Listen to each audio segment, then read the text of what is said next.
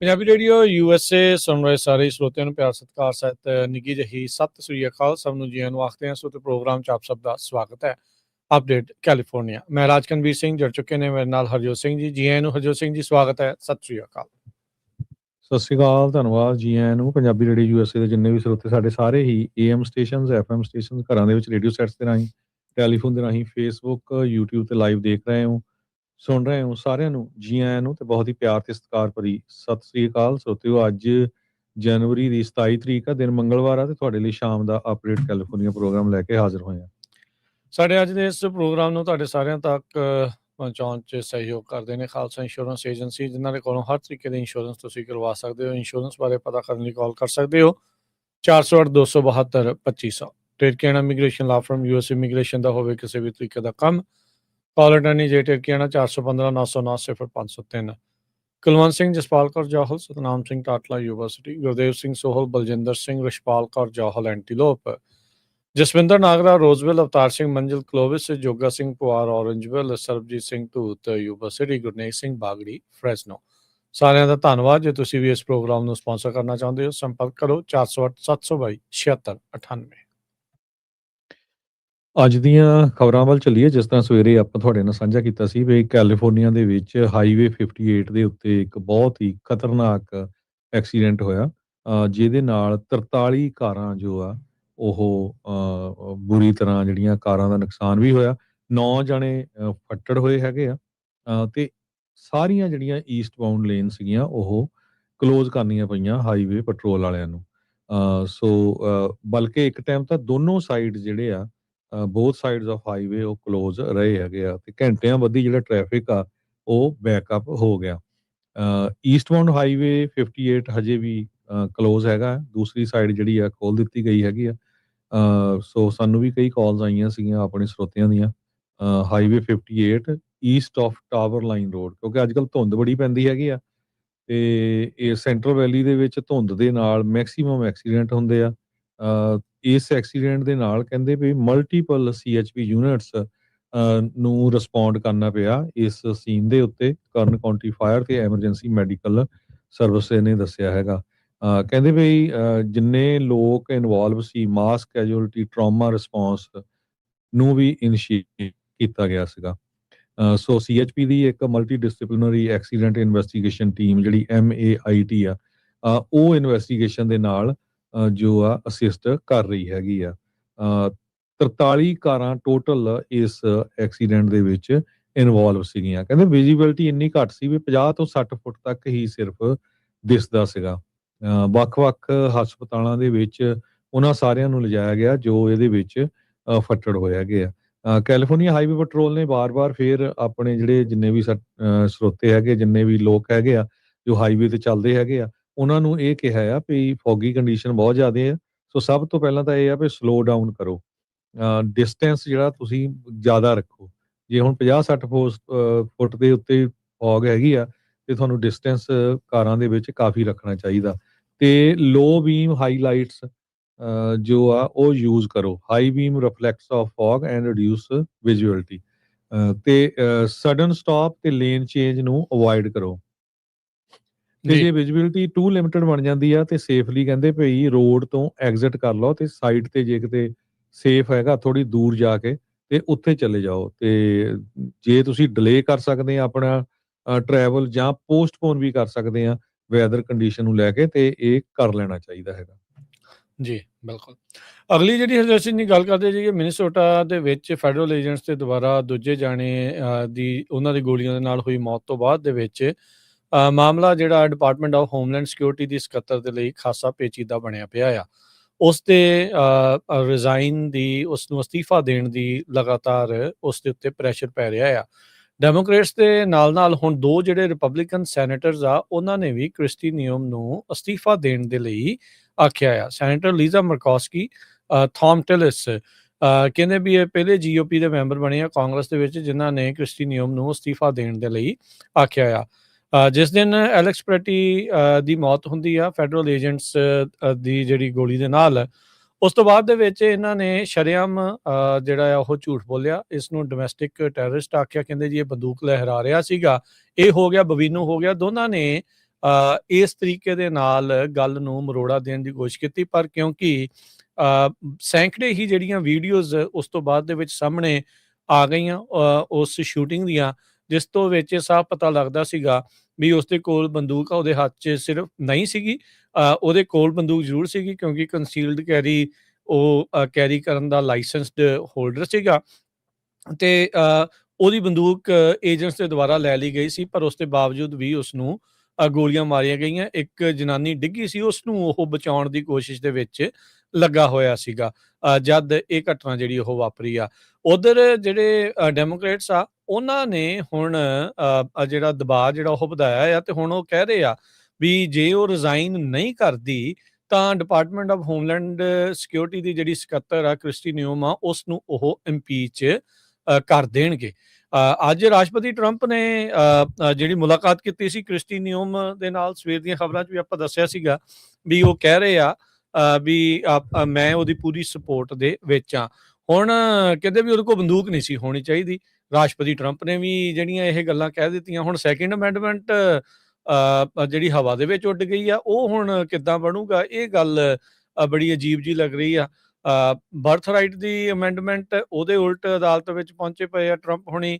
ਆਜ਼ਾਦੀ ਦੇ ਨਾਲ ਬੋਲਣ ਦੀ, ਪ੍ਰੋਟੈਸਟ ਕਰਨ ਦੀ, ਉਹਦੇ ਉਲਟ ਜਿਹੜਾ ਉਹਨਾਂ ਨੇ ਚੱਕਤਾ ਜਿਹੜਾ ਕੰਮ ਆ। ਤੇ ਹੁਣ ਰਿਪਬਲਿਕਨ ਦੀ ਸਭ ਤੋਂ ਕਹਿੰਦੇ ਆ ਵੀ ਚਹੇਤੀ, ਤੇ ਖਾਸ ਕਰਕੇ ਕੰਜ਼ਰਵੇਟਿਵਸ ਦੀ ਸਭ ਤੋਂ ਜਿਹੜੀ ਚਹੇਤੀ ਅਮੈਂਡਮੈਂਟ 2A ਸੈਕਿੰਡ ਅਮੈਂਡਮੈਂਟ ਆ, ਹੁਣ ਰਾਸ਼ਟਰਪਤੀ ਟਰੰਪ ਇਹ ਕਹਿ ਰਹੇ ਵੀ ਉਹਦੇ ਕੋਲ ਬੰਦੂਕ ਨਹੀਂ ਸੀ ਹੋਣੀ ਚਾਹੀਦੀ। ਹੁਣ ਉਹਨਾਂ ਦੇ ਲਈ ਬੜਾ ਇੱਕ ਧਰਮ ਸੰਕਟ ਇੱਕ ਹਿਸਾਬ ਦੇ ਨਾਲ ਬਣਿਆ ਪਿਆ ਆ, ਜਿਹੜੇ 2A ਦੇ ਜਿਹੜੇ ਸਪੋਰਟ ਦੇ ਵਿੱਚ ਆ, ਵੀ ਹੁਣ ਕਿਹਦੇ ਕੋਲ ਬੰਦੂਕ ਹੋਵੇ, ਕਿਹਦੇ ਕੋਲ ਨਾ ਹੋਵੇ।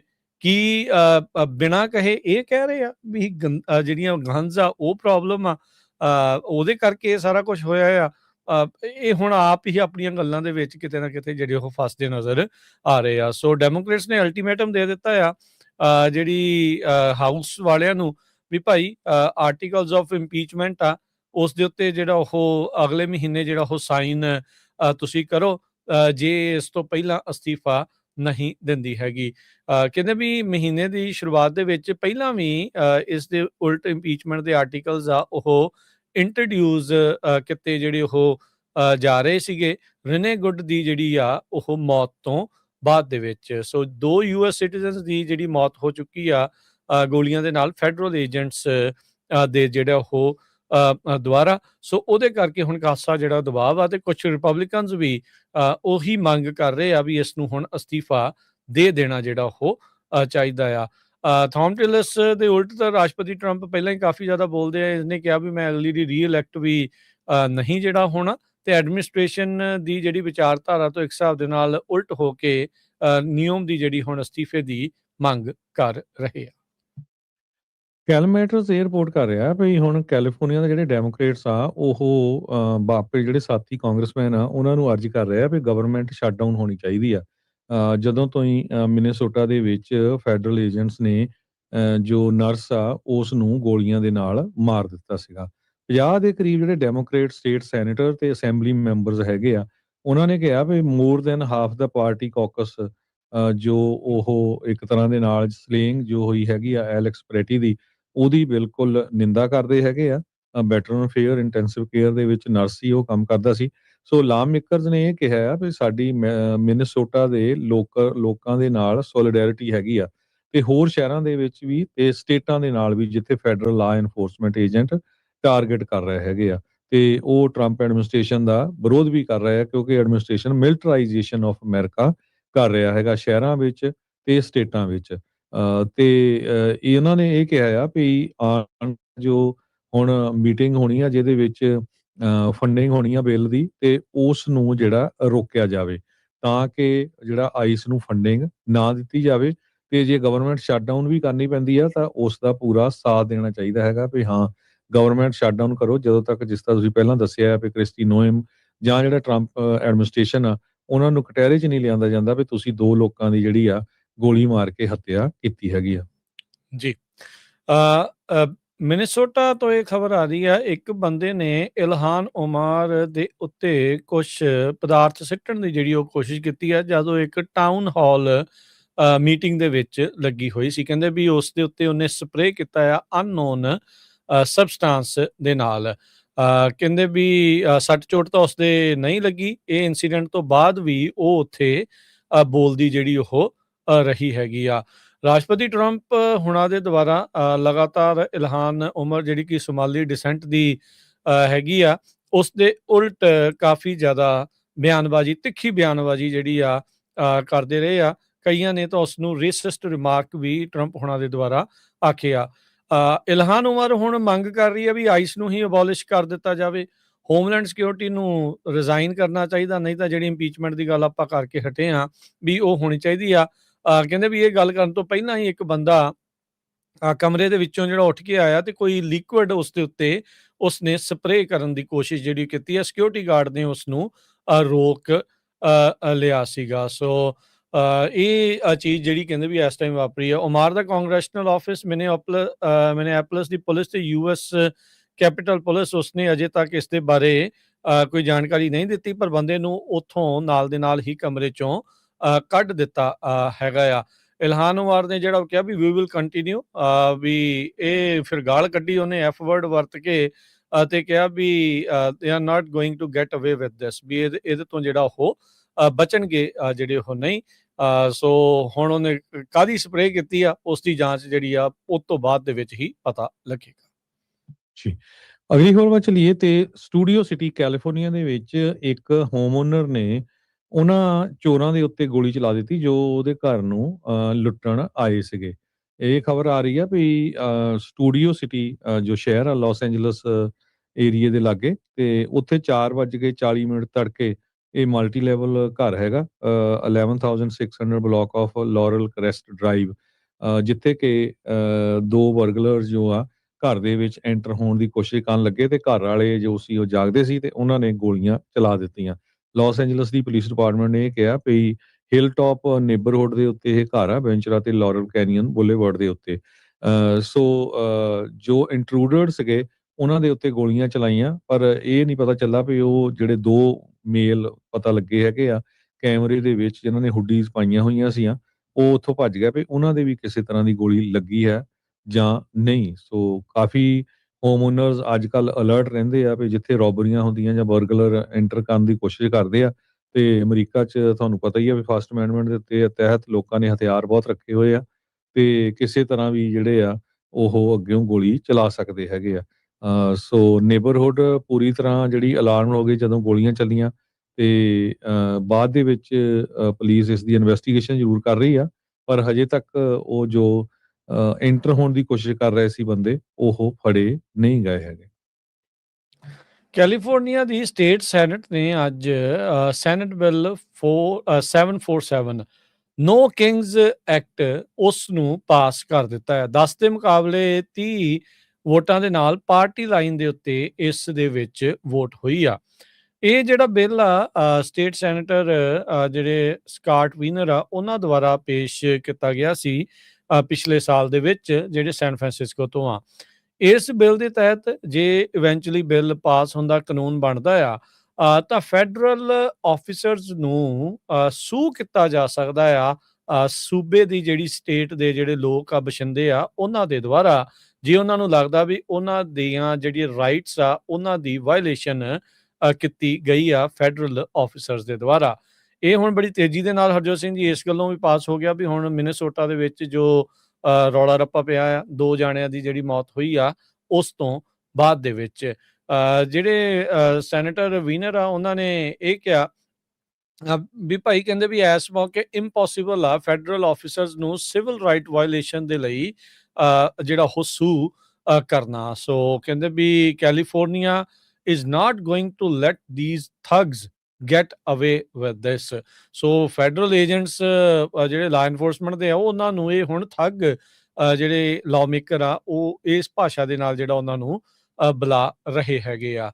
ਹਾਲ ਦੀ ਘੜੀ ਅਸੈਂਬਲੀ ਦੇ ਵਿੱਚ ਇਹ ਪਾਸ ਹੋ ਜਾਊਗਾ ਕਿ ਨਹੀਂ, ਇਹਦੇ ਬਾਰੇ ਜਿਹੜੀ ਚਰਚਾ ਉਹ ਅੱਗੇ ਹੋਊਗੀ ਗਵਰਨਰ ਜਿਹੜੇ ਨਿਊਸਮ ਆ ਉਹਨਾਂ ਨੇ ਇਸ ਬਿੱਲ ਦੇ ਉੱਤੇ ਅਜੇ ਕੋਈ ਕਲੀਅਰ ਸਟੈਂਡ ਨਹੀਂ ਦੱਸਿਆ ਹੈਗਾ ਵੀ ਜੇ ਉਹ ਉਹਨਾਂ ਦੇ ਕੋਲ ਪਾਸ ਹੋ ਕੇ ਪਹੁੰਚਦਾ ਆ ਵੀ ਉਸ ਨੂੰ ਸਾਈਨ ਕਰਨਗੇ ਜਾਂ ਨਹੀਂ। ਸੋ ਕਹਿੰਦੇ ਵੀ ਕੁਝ ਕੁ ਹਰਡਲਸ ਹੈਗੀਆਂ ਆ ਅਸੈਂਬਲੀ ਦੇ ਵਿੱਚ ਇਸ ਨੂੰ ਜਿਹੜਾ ਉਹ ਪਾਸ ਹੋਣ ਦੇ ਲਈ। ਈਵਨ ਦੋ ਕਹਿੰਦੇ ਵੀ ਜੇ ਪਾਸ ਵੀ ਹੁੰਦਾ ਤੇ ਗਵਰਨਰ ਜਿਹੜੇ ਆ ਉਹ ਇਵੈਂਚੁਅਲੀ ਬਾਅਦ 'ਚ ਦੱਸਣਗੇ ਵੀ ਆਪਾਂ ਇਸ ਹੱਕ 'ਚ ਆ ਕਿ ਨਹੀਂ ਵੀ ਫੈਡਰਲ ਏਜੰਟਸ ਨੂੰ ਸੂ ਕੀਤਾ ਜਾਵੇ ਸਿਵਲ ਰਾਈਟ ਵਾਇਓਲੇਸ਼ਨ ਦੇ ਲਈ ਜਾਂ ਨਹੀਂ। ਕੈਲੀਫੋਰਨੀਆ ਦੇ ਵਿੱਚ ਇੱਕ ਹੋਰ ਬਹੁਤ ਵੱਡਾ ਰਿਜ਼ਰਵਾਇਰ ਜੋ ਆ ਉਹ ਬਣਨ ਜਾ ਰਿਹਾ ਆ। ਕਾਫੀ ਦਹਾਕਿਆਂ ਤੋਂ ਇਹਦੇ ਉੱਤੇ ਗੱਲਬਾਤ ਚੱਲ ਰਹੀ ਸੀ। ਹੁਣ ਫੈਡਰਲ ਦਾ ਅਪਰੂਵਲ ਜੋ ਆ ਉਹ ਮਿਲ ਗਿਆ ਹੈਗਾ। ਯੂਐਸ ਡਿਪਾਰਟਮੈਂਟ ਆਫ ਇੰਟੀਰੀਅਰ ਨੇ ਕੈਲੀਫੋਰਨੀਆ ਦਾ ਵਾਟਰ ਪ੍ਰੋਜੈਕਟ ਆ ਉਹ ਪਿਛਲੇ ਸ਼ੁੱਕਰਵਾਰ ਨੂੰ ਅਪਰੂਵ ਕਰ ਦਿੱਤਾ ਹੈਗਾ। 1.5 ਮਿਲੀਅਨ ਏਕੜ ਜੋ ਆ ਫੁੱਟ ਸਾਈਡਸ ਰਿਜ਼ਰਵਾਇਰ, ਇਹ ਜਿਹੜਾ ਪਾਣੀ ਆ ਸੈਕਰਾਮੈਂਟੋ ਰਿਵਰ ਤੋਂ ਆਊਗਾ ਤੇ ਇਸ ਨੂੰ ਬਾਅਦ ਦੇ ਵਿੱਚ ਡਿਸਟ੍ਰੀਬਿਊਟ ਕੀਤਾ ਜਾਊਗਾ ਬਹੁਤ ਸਾਰੇ ਕੈਲੀਫੋਰਨੀਆ ਦੇ ਹਿੱਸੇ, ਜਿਵੇਂ ਕਿ San Joaquin Valley, Southern California, Bay Area, stretching from 4 mile across ਤੇ 13 ਮਾਈਲ ਨਾਰਥ ਆਫ ਸਾਊਥ। ਇਹ ਵਾਟਰ ਅਪਰੋਕਸੀਮੇਟਲੀ ਕਹਿੰਦੇ 24 ਮਿਲੀਅਨ ਲੋਕਾਂ ਨੂੰ ਪ੍ਰੋਵਾਈਡ ਕਰੂਗਾ। ਕੈਲੀਫੋਰਨੀਆ ਦਾ ਫਸਟ ਮੇਜਰ ਜੋ ਰਿਜ਼ਰਵਾਇਰ ਪ੍ਰੋਜੈਕਟ ਆ 1979 ਤੋਂ ਬਾਅਦ ਇਹ ਆਇਆ ਹੈਗਾ। ਉਸ ਟਾਈਮ ਦੇ ਉੱਤੇ ਨਿਊ ਮਿਲੋਨੀ ਲੇਕਸ ਕੰਪਲੀਟ ਕੀਤੀ ਗਈ ਸੀ। Jerry Brown executive director site project authority ਦੇ ਆ, ਉਹਨਾਂ ਨੇ ਇਹ ਕਿਹਾ ਵੀ ਜੋ ਨਵਾਂ ਰਿਜ਼ਰਵਾਇਰ ਆ ਇਹ ਮੋਸਟਲੀ ਰੇਨ ਫੈਡ ਵਾਟਰ ਦੇ ਨਾਲ ਇਹਦੇ ਵਿੱਚ ਪਾਣੀ ਰੱਖਿਆ ਜਾਊਗਾ, ਕਿਉਂਕਿ ਆਉਣ ਵਾਲੇ ਸਮੇਂ ਦੇ ਵਿੱਚ ਕਹਿੰਦੇ ਵੀ ਪਾਣੀ ਦੀ ਸਪਲਾਈ ਕੈਲੀਫੋਰਨੀਆ 'ਚ ਆਲਰੇਡੀ ਘਟਦੀ ਰਹੀ ਹੈਗੀ ਆ। ਕੈਲੀਫੋਰਨੀਆ ਨੈਚੁਰਲ ਰਿਸੋਰਸਿਸ ਏਜੰਸੀ ਦੀ ਇੱਕ ਰਿਪੋਰਟ ਵੀ ਆਈ ਸੀ ਜਿਹਦੇ ਮੁਤਾਬਕ ਇਹ ਲਿਖਿਆ ਗਿਆ ਸੀ ਵੀ 10% ਵਾਟਰ ਸਪਲਾਈ ਆਉਣ ਵਾਲੇ 20 ਸਾਲਾਂ ਦੇ ਵਿੱਚ ਘਟੇਗੀ ਕੈਲੀਫੋਰਨੀਆ 'ਚ। ਸੋ ਕਿਉਂਕਿ ਸਨੋਫਾਲ ਘੱਟ ਹੋਊਗੀ, ਇਵੈਪੋਰੇਸ਼ਨ ਜ਼ਿਆਦਾ ਹੋਊਗੀ, greater consumption of water by vegetation, soil ਤੇ ਐਟਮੋਸਫੀਅਰ। ਸੋ ਇਹ ਜੋ ਨਵਾਂ ਰਿਜ਼ਰਵਾਇਰ ਆ ਇਹਦਾ ਕਾਫੀ ਜ਼ਿਆਦਾ ਜੋ ਫਾਇਦਾ ਹੋਊਗਾ। ਇਹ ਜੋ ਸਾਈਟਸ ਹੈਗੇ ਆ part of presidential Donald Trump ਉਹਨਾਂ ਦੇ ਜਿਹੜੇ ਐਗਜ਼ੀਕਿਊਟਿਵ ਆਰਡਰ ਆ 14181, ਜਿਹਦੇ ਵਿੱਚ ਇਹ ਕਲੀਅਰਲੀ ਲਿਖਿਆ ਗਿਆ ਆ ਵੀ ਜਿਹੜਾ ਇਹ ਵਾਟਰ ਰਿਸੋਰਸਿਸ ਹੈਗਾ ਉਹ ਸਟੇਟ ਨੂੰ ਹੈਲਪ ਕਰੂਗਾ ਵਿਦ ਨੈਚੁਰਲ ਡਿਜ਼ਾਸਟਰਸ ਦੇ ਲਈ, ਜਿਸ ਤਰ੍ਹਾਂ ਅੱਗਾਂ ਲੱਗਦੀਆਂ ਹੈਗੀਆਂ ਜਾਂ ਹੋਰ। $1 ਬਿਲੀਅਨ ਫੰਡਿੰਗ ਪ੍ਰੋਪੋਜੀਸ਼ਨ 1 ਜੋ ਸੀ, ਇਹ ਵਾਟਰ ਬੌਂਡ ਸੀਗਾ 2014 ਦੇ ਵਿੱਚ ਅਪਰੂਵ ਕੀਤਾ ਗਿਆ ਸੀ, ਉਹਦੇ ਵਿੱਚੋਂ ਸਟੇਟ ਨੂੰ ਮਿਲੂਗੀ। ਤੇ ਰਿਜ਼ਰਵੇਸ਼ਨ ਦੀ ਜਿਹੜੀ ਕੰਸਟਰਕਸ਼ਨ ਦੇ ਉੱਤੇ ਟੋਟਲ ਖਰਚ $4.5 ਬਿਲੀਅਨ ਦਾ ਆਊਗਾ, ਤੇ ਕਾਸਟ ਕਹਿੰਦੇ ਵੀ $6.8 ਬਿਲੀਅਨ ਤੱਕ ਵੀ ਪਹੁੰਚ ਸਕਦੀ ਹੈਗੀ ਹੈ। ਕਈ ਦਹਾਕਿਆਂ ਤੋਂ ਇਸ ਦੇ ਪਲਾਨ ਜਿਹੜੇ ਉਹ ਚੱਲ ਰਹੇ ਸੀਗੇ ਤੇ ਹੁਣ ਇਵੈਂਚੁਅਲੀ 2027 ਚ ਅਗਲੇ ਸਾਲ ਕਹਿੰਦੇ ਵੀ ਇਸ ਦੀ ਕੰਸਟਰਕਸ਼ਨ ਸ਼ੁਰੂ ਹੋ ਸਕਦੀ ਆ। 1.5 ਮਿਲੀਅਨ ਏਕੜ ਫੁੱਟ ਪਾਣੀ ਇਸ ਦੇ ਵਿੱਚ ਹੋਊਗਾ। ਕਲੂਸਾ ਤੇ ਗਲੈਨ ਕਾਉਂਟੀਜ਼ ਦੇ ਦੁਆਰਾ ਦੇ ਵਿੱਚ ਜਿਹੜਾ ਇਹ ਸਾਈਟਸ ਰਿਜ਼ਰਵਾਇਰ ਆ ਉਹ ਬਣਨਾ ਹੈਗਾ ਆ। ਅਗਲੀ ਜਿਹੜੀ ਹਰਜੋਤ ਸਿੰਘ ਜੀ ਗੱਲ ਕਰਦੇ ਜਾਈਏ, ਕੈਲੀਫੋਰਨੀਆ ਦੇ ਗਵਰਨਰ ਗੈਵਿਨ ਨਿਊਸਮ ਉਹਨਾਂ ਨੇ ਕੈਲੀਫੋਰਨੀਆ ਦੇ ਲਾ ਐਨਫੋਰਸਮੈਂਟ ਏਜੰਸੀਜ਼ ਆ ਉਹਨਾਂ ਨੂੰ ਅਪੀਲ ਕੀਤੀ ਆ ਵੀ ਉਹ ਆਪਣੀ ਫੁੱਲ ਅਥਾਰਟੀ ਦੇ ਨਾਲ ਇਨਵੈਸਟੀਗੇਟ ਕਰਨ, ਜਾਂਚ ਕਰਨ ਵੀ ਜੇ ਕੋਈ ਫੈਡਰਲ ਏਜੰਟਸ ਦੇ ਦੁਆਰਾ ਜਦੋਂ ਇੱਥੇ ਆਏ ਸੀਗੇ ਇਮੀਗ੍ਰੇਸ਼ਨ ਕ੍ਰੈਕਡਾਊਨ ਕਰ ਰਹੇ ਸੀ ਵੀ ਉਦੋਂ ਉਹਨਾਂ ਦੇ ਦੁਆਰਾ ਕੋਈ ਕ੍ਰਾਈਮ ਤਾਂ ਨਹੀਂ ਕੀਤੇ ਗਏ। ਕੈਲੀਫੋਰਨੀਆ ਦੇ ਗਵਰਨਰ ਤੇ ਜਿਹੜੇ ਸਟੇਟ ਦੇ ਅਟਾਰਨੀ ਜਨਰਲ ਰੌਬ ਬੌਂਟਾ ਉਹਨਾਂ ਨੇ ਅੱਜ ਇੱਕ ਬੁਲੇਟਿਨ ਰਿਲੀਜ਼ ਕਰਦੇ ਹੋਏ ਆਖਿਆ ਵੀ ਲਾ ਐਨਫੋਰਸਮੈਂਟ ਨੂੰ ਏਜੰਸੀਜ਼ ਨੂੰ ਵੀ ਤੁਹਾਡੀ ਕਨਕਰੈਂਟ ਜੂਰਿਸਡਿਕਸ਼ਨ ਹੈਗੀ ਆ। ਉਹਨਾਂ ਨੇ ਕਿਹਾ ਵੀ ਫੈਡਰਲ ਤੇ ਜਿਹੜੀ ਸਟੇਟ ਲਾ ਐਨਫੋਰਸਮੈਂਟ ਆ ਲੰਮੇ ਸਮੇਂ ਤੋਂ ਇਕੱਠੇ ਕੰਮ ਕਰਦੇ ਰਹੇ ਆ ਇਨਵੈਸਟੀਗੇਸ਼ਨਸ ਦੇ ਵਿੱਚ, ਜਿਹਦੇ ਨਾਲ ਹਮੇਸ਼ਾ ਹੀ ਫੈਡਰਲ ਤੇ ਸਟੇਟ ਦੇ ਜਿਹੜੇ ਕ੍ਰਾਈਮ ਆ ਉਹ ਚਾਰजेस ਆ ਕ੍ਰਿਮੀਨਲਸ ਦੇ ਉੱਤੇ ਲੱਗਦੇ ਰਹੇ ਆ।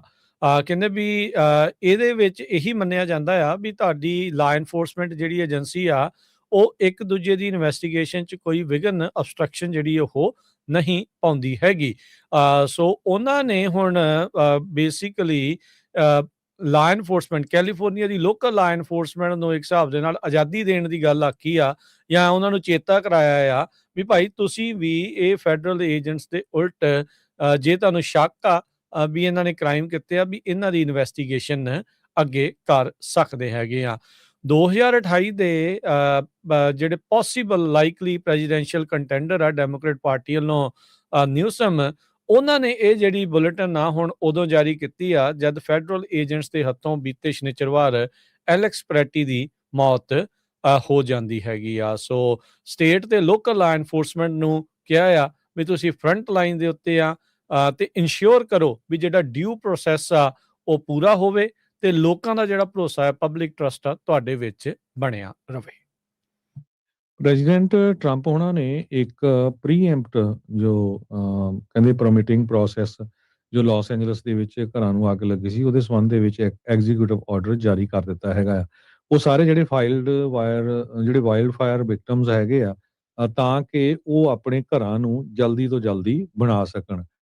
ਕਹਿੰਦੇ ਵੀ ਉਹਨਾਂ ਨੂੰ ਜੇ ਕੋਈ ਫੈਡਰਲ ਫੰਡਿੰਗ ਮਿਲੀ ਹੈਗੀ ਆ ਥਰੂ ਸੈਲਫ ਸਰਟੀਫਿਕੇਸ਼ਨ ਉਸ ਮੁਤਾਬਕ ਉਹਨਾਂ ਨੂੰ ਸਟੇਟ ਦੇ ਲੋਕਲ ਪਰਮਿਟਿੰਗ ਰਿਕੁਆਇਰਮੈਂਟਸ ਨੂੰ ਬਾਈਪਾਸ ਕਰ ਦਿੱਤਾ ਜਾਵੇ। ਗਵਰਨਰ ਗੈਬਨ ਨਿਊਸਮ ਨੇ ਇਸ ਦਾ ਕ੍ਰਿਟਿਸਿਜ਼ਮ ਕੀਤਾ ਹੈ। ਕਹਿੰਦੇ ਵੀ ਸਾਡੇ ਕੋਲ ਇਨਸਫੀਸ਼ੀਐਂਟ ਫੈਡਰਲ ਫੰਡਿੰਗ ਹੈਗੀ ਆ ਤੇ ਪਰਮਿਟਿੰਗ 'ਚ ਕਿਸੇ ਤਰ੍ਹਾਂ ਦੀ ਡਿਲੇ ਨਹੀਂ ਹੈਗੀ ਜਿਹੜੇ ਪਰਮਿਟ ਹੁੰਦੇ ਹੈਗੇ ਆ ਤੇ ਐਕਚੁਅਲ ਬੈਰੀਅਰ ਕਹਿੰਦੇ ਰੀਬਿਲਡਿੰਗ ਇਨ ਫਾਇਰ ਡਿਵਾਸਟੇਟਡ ਕਮਿਊਨਿਟੀਜ਼ ਦੇ ਵਿੱਚ ਹੈਗਾ। ਬਹੁਤ ਸਾਰੇ ਜਿਹੜੇ ਰੈਜ਼ੀਡੈਂਟਸ ਆ ਉਹ ਐਗਰੀ ਕਰਦੇ ਆ ਵੀ ਮਨੀ ਤਾਂ ਬਿਲਕੁਲ ਕੋਰ ਇਸ਼ੂ ਹੈਗਾ ਤੇ ਜਿਹੜੇ ਐਡਮਿਨਿਸਟ੍ਰੇਟਿਵ ਚੇਂਜਸ ਹੈਗੀਆਂ ਆ ਇਹ ਸਾਨੂੰ ਕਾਫੀ ਵੱਡਾ ਜਿਹੜਾ ਪ੍ਰੋਬਲਮ ਦੇ ਰਹੀਆਂ ਹੈਗੀਆਂ। ਸੋ ਇੱਕ ਤਰ੍ਹਾਂ ਨਾਲ ਪ੍ਰੈਜ਼ੀਡੈਂਟ ਡੋਨਲਡ ਟਰੰਪ ਉਹਨਾਂ ਨੇ ਸਟੇਟ ਕਾਉਂਟੀ ਤੇ ਜਿਹੜਾ ਸਿਟੀ ਦੇ ਲੋਕਲ ਲਾਜ਼ ਨੂੰ ਬਾਈਕਾਟ ਕਰਕੇ ਉਹਨਾਂ ਨੂੰ ਕਿਹਾ ਵੀ ਹਾਂ ਇਹ ਬਿਲਕੁਲ ਜਲਦੀ ਤੋਂ ਜਲਦੀ ਜਿਹੜੇ ਆਪਣੇ ਘਰ ਆ ਉਹ ਬਣਾ ਸਕਦੇ ਹੈਗੇ। ਜੀ, ਸੋ ਇਹ ਹੁਣ ਰੌਲਾ ਰੱਪਾ ਜਿਹੜਾ ਵਿਵਾਦ ਆ ਉਹ ਬਣ ਜਾਣਾ। ਇਸ ਐਗਜ਼ੈਕਟਿਵ ਆਰਡਰ ਦੇ ਤਹਿਤ ਹਰਜੋਤ ਸਿੰਘ ਜੀ 2 ਚੀਜ਼ਾਂ ਜਿਹੜੀਆਂ ਹੋਣਗੀਆਂ। ਇੱਕ ਤਾਂ ਜਿਹੜੀ ਤੁਸੀਂ ਜ਼ਿਕਰ ਕੀਤਾ ਵੀ ਬਾਈਪਾਸ ਕਰਨਾ ਸਿਟੀ ਤੇ ਕਾਉਂਟੀ ਦੀਆਂ ਬਿਲਡਿੰਗ ਰੈਗੂਲੇਸ਼ਨਸ। ਕੀ ਐਗਜ਼ੈਕਟਿਵ ਆਰਡਰ ਦੇ ਵਿੱਚ ਇਹ ਅਥਾਰਟੀ ਹੈਗੀ ਆ ਵੀ ਲੋਕਲ ਕਾਨੂੰਨ ਆ ਉਹਨਾਂ ਨੂੰ ਬਾਈਪਾਸ ਕੀਤਾ ਜਾ ਸਕੇ? ਇਹ ਹੋ ਸਕਦਾ ਵੀ ਅਦਾਲਤ ਦੇ ਵਿੱਚ ਇਸ ਨੂੰ ਜਿਹੜੇ ਆ ਉਹ ਕੈਲੀਫੋਰਨੀਆ ਵਾਲੇ ਘੜੀਸ ਕੇ ਲੈ ਜਾਣ। ਦੂਜੀ ਉਹਨਾਂ ਨੇ ਇਹ ਗੱਲ ਆਖੀ ਆ, ਆਡਿਟ ਆਰਡਰ ਕਰ ਦਿੱਤਾ ਹੈ $3 ਬਿਲੀਅਨ ਦਾ ਜਿਹੜੀ ਕਹਿੰਦੇ ਵੀ ਫੈਡਰਲ ਹੈਜ਼ਰਡ ਮਿਟੀਗੇਸ਼ਨ ਗ੍ਰਾਂਟ ਪ੍ਰੋਗਰਾਮ ਦੇ ਜ਼ਰੀਏ ਫੰਡ ਕੈਲੀਫੋਰਨੀਆ ਨੂੰ ਦਿੱਤੇ ਗਏ ਸੀਗੇ ਭਵਿੱਖ ਦੇ ਵਿੱਚ ਜਿਹੜੀਆਂ ਫਾਇਰਸ ਆ ਉਹਨਾਂ ਨੂੰ ਨਾ ਲੱਗਣ, ਉਹਨੂੰ ਪ੍ਰੀਵੈਂਟ ਕਰਨ ਦੇ ਲਈ। ਉਹ $3 ਬਿਲੀਅਨ ਦੇ ਜਿਹੜੇ ਆਡਿਟ ਆ ਇਸ ਐਗਜ਼ੈਕਟਿਵ ਆਰਡਰ ਦੇ ਵਿੱਚ ਟਰੰਪ ਹੁਣਾਂ ਨੇ ਨਾਲ ਦੇ ਨਾਲ ਆਦੇਸ਼ ਜਿਹੜੇ ਉਹ ਦੇ ਦਿੱਤੇ ਹੈਗੇ ਆ।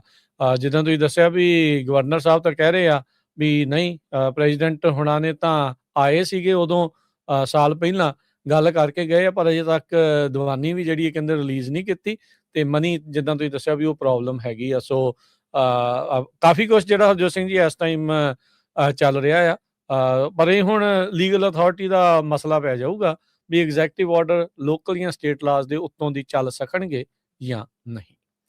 ਤੇ ਸਮਾਂ ਜਿਹੜਾ ਹਰਜੋਤ ਸਿੰਘ ਜੀ ਪ੍ਰੋਗਰਾਮ ਦਾ ਸਮਾਪਤ ਹੈ ਤੇ ਜਾਣ ਤੋਂ ਪਹਿਲਾਂ ਮਾਰਕੀਟਸ ਦਾ ਹਾਲ ਦੱਸਦੇ ਜਾਈਏ। ਡਾਊ ਜੋਨ ਦੇ ਵਿੱਚ ਅੱਜ 409 ਪੁਆਇੰਟ ਦੀ ਗਿਰਾਵਟ ਦਰਜ ਹੋਈ, 49,003 ਦੇ ਉੱਤੇ ਬੰਦ ਹੋਇਆ। S&P 28 ਪੁਆਇੰਟ ਵੱਧ ਕੇ 6900 ਤੇ 79 ਦੇ ਉੱਤੇ। ਨੈਸਡੈਕ 216 ਪੁਆਇੰਟ ਵੱਧ ਕੇ 23,817 ਦੇ ਉੱਤੇ। ਸੋਨਾ ਲਗਾਤਾਰ ਛਾਲਾ ਮਾਰ ਰਿਹਾ ਆ। ਸੋਨੇ ਦਾ ਭਾਅ 5200 ਤੇ $15 ਪ੍ਰਤੀ ਟਰੋਏ ਆਉਂਸ। ਕੱਚੇ ਤੇਲ ਦੀ ਕੀਮਤ $62 ਪ੍ਰਤੀ ਬੈਰਲ ਰਹੀ ਆ। 10 ਈਅਰ ਯੀਲਡ 4.23%। ਕ੍ਰਿਪਟੋ ਕਰੰਸੀ 'ਚ ਬਿਟਕੋਇਨ 99,298 ਤੇ ਇਥੀਰੀਅਮ 3,018 US$ ਦੇ ਬਰਾਬਰ ਚੱਲ ਰਿਹਾ ਆ। $1 ਦੇ ਬਰਾਬਰ ਕੈਨੇਡਾ ਦੇ $1.37 ਰਹੇ ਆ ਤੇ $1 ਦੇ ਬਰਾਬਰ ਪਾਕਿਸਤਾਨ ਦੇ $279 ਤੇ 77 ਪੈਸੇ। $1 ਦੇ ਬਰਾਬਰ ਇੰਡੀਆ ਦੇ $91 ਤੇ 47 ਪੈਸੇ। ਇੱਥੇ ਪ੍ਰੋਗਰਾਮ ਦੀ ਸਮਾਪਤੀ। ਮੇਰੇ ਰਾਜਕਨਵੀਰ ਸਿੰਘ ਵੱਲੋਂ ਤੇ ਹਰਜੋਤ ਸਿੰਘ ਵੱਲੋਂ ਆਪ ਸਭ ਨੂੰ ਪਿਆਰ ਸਤਿਕਾਰ ਸਹਿ ਨਿੱਘੀ ਜਿਹੀ ਸਤਿ ਸ੍ਰੀ ਅਕਾਲ। ਜਿਹਦੇ ਵਾਸਤੇ ਹੱਸਦੇ ਖੇਲਦੇ ਰਹੋ, ਸੁਣਦੇ ਰਹੋ, ਦੇਖਦੇ ਰਹੋ ਪੰਜਾਬੀ ਰੇਡੀਓ USA।